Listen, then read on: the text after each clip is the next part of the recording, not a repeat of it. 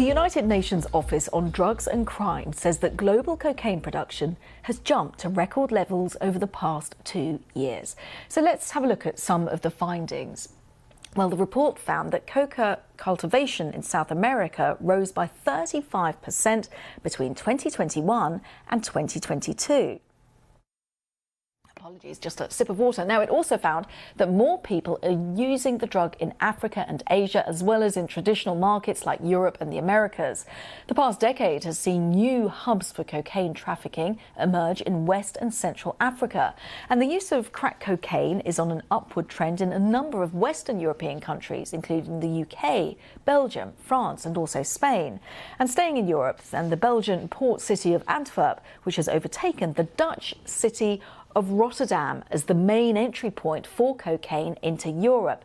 Last year, a record 110 tonnes were seized in Antwerp, and the incinerators used by Belgium customs to burn the seized cocaine couldn't keep up with demand.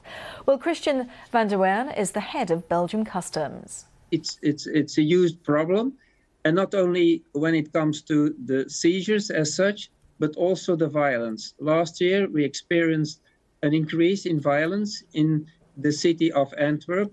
There have been shooting, there have been grenades, but also there's been an attempt of kidnapping of our Ministry of Justice. So the situation in Belgium when it comes to the import of cocaine is getting pretty serious.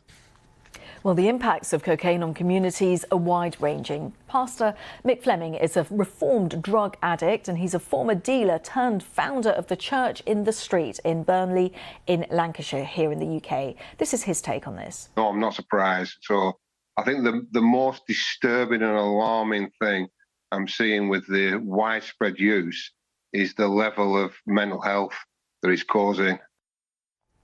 So let's cross over to Ontario, where we can speak to Jason Eli from the Global Initiative Against Transnational Organised Crime. What's your understanding behind why the numbers are rising so high, according to this UN report? Well, I think the first thing that we really should take out of this is that any report that indicates we're at record levels of cocaine use, cultivation of coca, production of cocaine, at the same time as near record levels of seizures and eradication, we've got to start asking ourselves, what are we doing wrong? The current strategy, our current approach to respond to this particular drug is not working. So what are we doing wrong? I think that's a good question.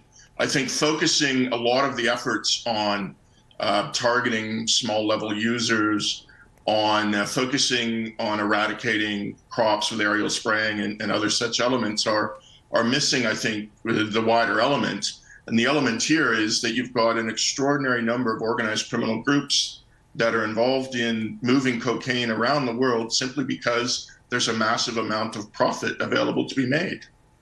So where should authorities then be targeting their initiatives and in terms of the bigger drug gangs, at source? What do you think? Well, I think there are a couple of things that we need to consider. First, I think globally, and we're speaking now when countries are meeting in Vienna at the Commission on Narcotic Drugs to talk about the issue of drug policy around the world. I think we really need to consider the response that has been designed and taken so far and look at alternatives. There have been billions and billions of dollars spent. There have been hundreds of thousands of arrests, thousands of seizures, and yet today we're still looking at a situation where things continue to get worse. So we perhaps have to reconsider that particular approach and look at alternatives. And there are some countries around the world that are looking at alternatives. Canada being one, which last month started a program where they decriminalized certain amounts of drugs, and they accompanied that with greater investments into mental health, homelessness, and other factors around social vulnerability. So I think we need to try and understand the market more than we really do in order to better respond to it. I would add also that from the side of the organized criminal groups, arresting people, arresting kingpins doesn't work. They're easily replaced. Individuals are replaced, groups are replaced. Where they need to be targeted is at the core of their business, which is money. And there are far too few countries around the world that have the measures in place and the willingness and initiative to really tackle the financial side of the drug trade, seizing assets, seizing money, and pursuing those people, those corrupted individuals and institutions that are allowing us to continue forward. Jason Eli from the Global Initiative Against Transnational Organised Crime, thank you.